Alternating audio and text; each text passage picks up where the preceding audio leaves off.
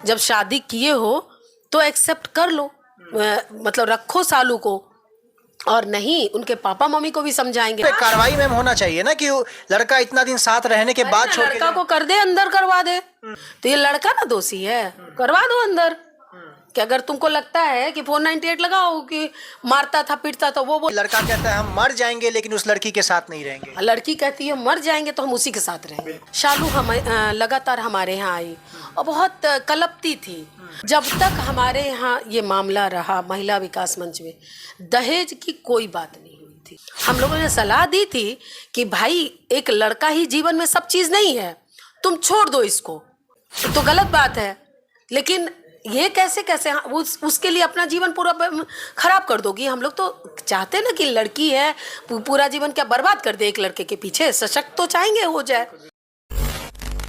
नमस्कार। दानापुर प्रमुख वंदना राय के बेटे हर्ष, सालू के पति हर्ष की का बयान आपने सुना। उसके बाद अभी हमारी मौजूदगी महिला विकास मंच में है और हमारे साथ अभी अरुणिमा जी हैं। इनसे हम लोग बातचीत करेंगे कि आखिर पूरे मामला को ये कैसे देखती है, चूंकि लगातार दोनों पक्ष से आरोप पे आरोप लग गए। पहले शालू ने काफ़ी अपना बयान दिया और उसमें लड़का के परिवार वालों पर लगातार आरोप लगाया, लेकिन लड़का ने जब बयान दिया तो लड़की को साफ चरित्रहीन का बयान दिया है और उसके बाद वापस से उसके परिवार वालों पर ही लगातार टारगेट करते हुए बयान अपना दे दिया। अभी हम इनसे बातचीत करेंगे और जानेंगे। सबसे पहले मैम स्वागत है आपका। धन्यवाद आपका। मैम पूरा मामला आपने देखा है ना, जो आप सुन रहे हैं, तो क्या लग रहा है आपको कि इसमें गलती पहले किसकी है?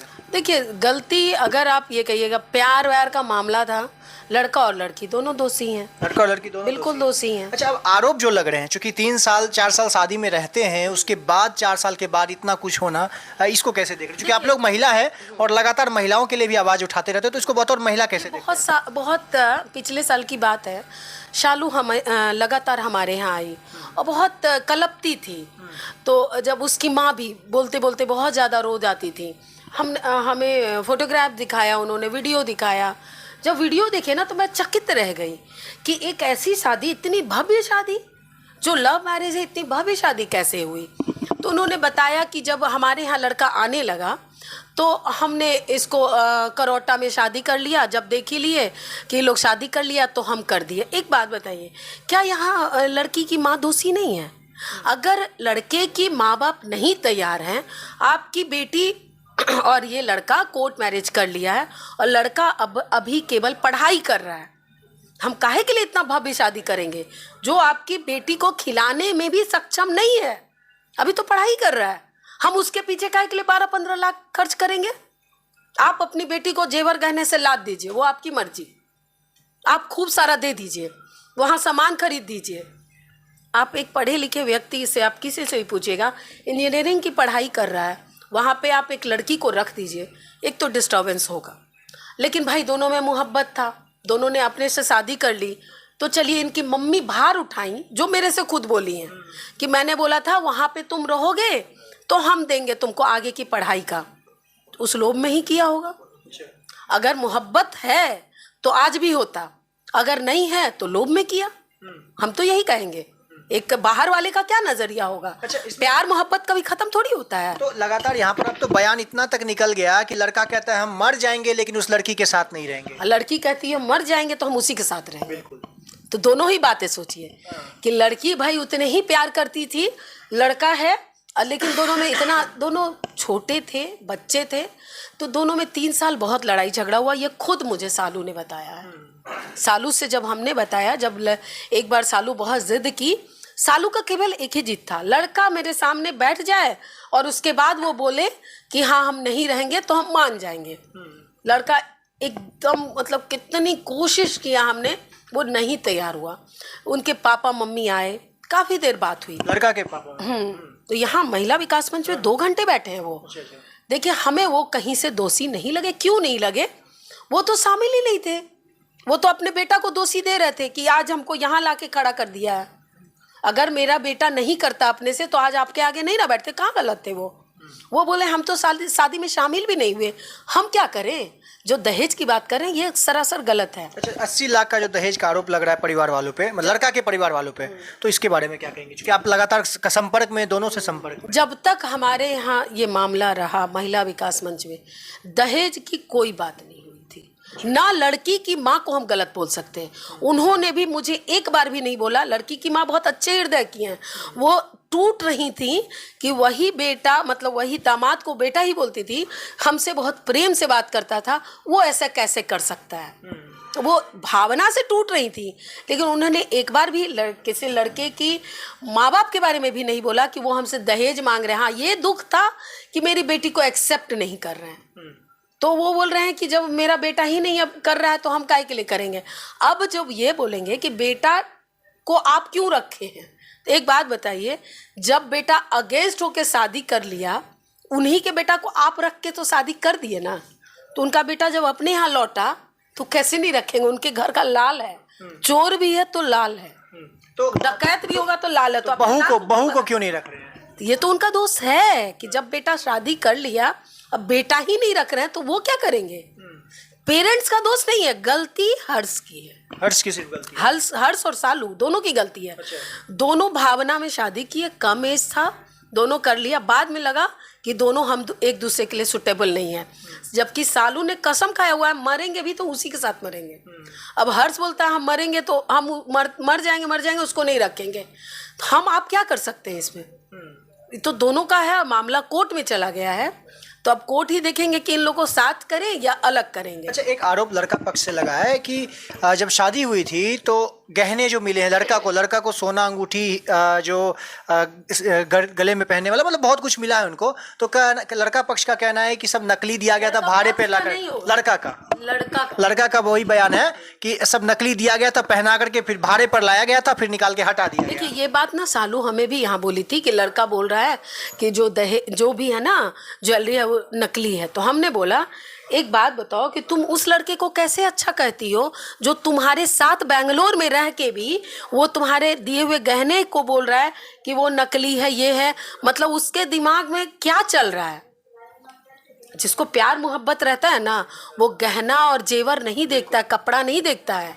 वो तो तुमको देख के तुम्हारे से, वो तुमसे ज्यादा पैसे वाला था, वो जब सब त्याग के आया तो गहना क्यों देख रहा है भाई। तो ऐसा लड़का अच्छा कैसे हो गया। हम लोगों ने सलाह दी थी कि भाई एक लड़का ही जीवन में सब चीज नहीं है, तुम छोड़ दो इसको और तुम अपने करियर के ऊपर फोकस करो। तो ये बोली बहुत खर्च हुआ है। हमने बोलो कि हम आपके बेटे के पीछे इतना खर्च कर दिए हैं, ये तो गलत बात है, लेकिन ये कैसे उसके लिए अपना जीवन पूरा खराब कर दोगी। हम लोग तो चाहते ना कि लड़की है पूरा जीवन क्या बर्बाद कर दे एक लड़के के पीछे। सशक्त तो चाहेंगे हो जाए, तो हम लोग सशक्तिकरण पे बहुत कोशिश किए, बस वो भी एकदम जिद पे अड़ी थी, मुझे हर्ष ही चाहिए, हर्ष से ही बात करनी है। भाई हम असमर्थ थे, महिला विकास मंच पूरी असमर्थता जताई और बोला कि भाई जब वो सामने आ नहीं रहा है तो हम कहाँ से उसे पकड़ के लाएंगे। तो आखिर में यही सवाल रहेगा कि अब क्या हो सकता है। मतलब अब इसमें जो आप लोगों का महिला विकास मंच का जो विचार रहता है, जिस आप लोग का जो थिंकिंग है, महिलाओं के लिए आप लोग जितना उठाते हैं उतना पुरुषों के लिए भी उठाते हैं, तो दोनों तरफ से भेदभाव नहीं करते हैं, तो उसको लेकर के आप लोग क्या निर्णय चाहते हैं कि ऐसा क्या हो जाए, मतलब क्या कर दिया। देखिए, जब इतना छीछा लेदर हुआ है, अगर हमें अभी भी बोलेंगे कि दोनों को बैठ के बात कराएं तो हम तो समझाएंगे हर्ष को, जब शादी किए हो तो एक्सेप्ट कर लो, मतलब रखो सालू को, और नहीं उनके पापा मम्मी को भी समझाएंगे। अब लोग नहीं मानेंगे तो उसमें हम लोग क्या कर सकते हैं, जबरदस्ती नहीं कर सकते हैं, हृदय में घुस नहीं सकते हैं। अभी क्या है, अगर आप जबरदस्ती करके रखा भी दीजिएगा, 2 साल बाद नहीं करेगा तो लड़की का ये जो 2 साल खराब होगा ये कौन लौटाएगा, आप नहीं लौटा पाएंगे। तो बेटर अगर लड़की नहीं मतलब देख रही है कि हमें बिल्कुल एक्सेप्ट नहीं कर रहा है, तो फिर देखना चाहिए, अपनी पूरी जीवन है पढ़ाई लिखाई करके अपना लाइफ जरूरी नहीं है, बिल्कुल आगे बढ़ना चाहिए। मेरे हिसाब से तो नहीं उसके पीछे पड़ना चाहिए, लेकिन अगर एक्सेप्ट कर ले तो सबसे अच्छा यही है। मतलब बेस्ट ऑप्शन है ये एक्सेप्ट। बिल्कुल एक्सेप्ट करके घर बस जाए तो उससे अच्छा क्या होगा। लेकिन इतना छीछा लेदर के बाद वो करेंगे कि नहीं करेंगे ये हमें नहीं मालूम।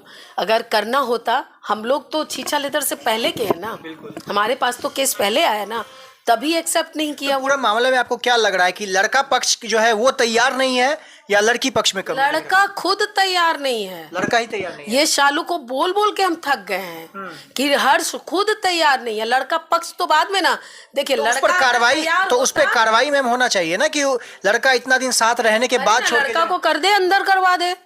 कि दोनों साथ रह के कुत्ते बिल्ली की तरह लड़ाई करते थे दोनों, हर्ष और शालू। तो लड़का एकदम बोल रहा है कि हम मेरे साथ पटता ही नहीं है, हम नहीं रहेंगे। तो ये लड़का ना दोषी है, करवा दो अंदर। कि अगर तुमको लगता है कि 498 लगाओ कि मारता था पीटता था, वो बोल रही है कि ये मारता है, वो बोलता है कि हमको शालू मारती थी। तो अब ये तो अलग सी बात है भाई, ये दोनों एक दूसरे के साथ, ये शालू हमें भी बताती थी कि हाँ हमारा नहीं, झगड़ा बहुत होता था, फिर हमारे में प्यार भी बहुत था। तो ये तो लड़का ही दोषी है, दोषी लड़का और लड़की है। झूठ मूठ के पेरेंट्स एक दूसरे के पीछे पड़े हैं। लड़का जब नहीं तैयार है तो उसके पापा, देखिए कब मनाना होता, लड़का पूरी तरह तैयार हो जाता तो उनके पेरेंट्स को हम लोग खुद जाके मनाते। जब लड़का को देखे पीछे है तो क्या उनके पेरेंट्स को मनाएंगे? पूरी महिला विकास मंच बैठ जाती, मुखिया जी को बोलते, प्रमुख जी को बोलते कि भाई एक्सेप्ट कर लीजिए, सुंदर है, ऐसी कोई खराब नहीं है, अच्छी है देखने में, तो इसको एक्सेप्ट कीजिए। लेकिन लड़का ही नहीं तैयार है तो फैमिली क्या, वो सास ससुर के साथ रहेगी कि लड़का के साथ रहेगी? वही नहीं तैयार है तो तुम्हारा प्यार ना कहाँ, धोखा प्यार दिया है, प्यार धोखा दिया, उसमें सास ससुर को क्या बोलोगी?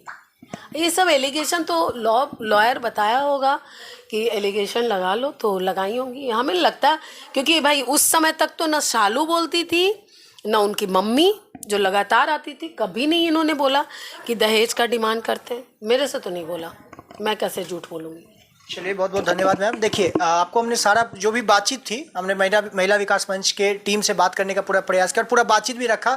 और इस वीडियो को देखने के बाद आप क्या सोचते हैं, प्रतिक्रिया कमेंट बॉक्स में जरूर बताइएगा। बाकी जो भी नया अपडेट्स आएगा उसको लेकर के वापस से आऊँगा। मेरा नाम अंकित भारद्वाज, द पब्लिक पॉइंट देख रहे हैं। बहुत बहुत धन्यवाद।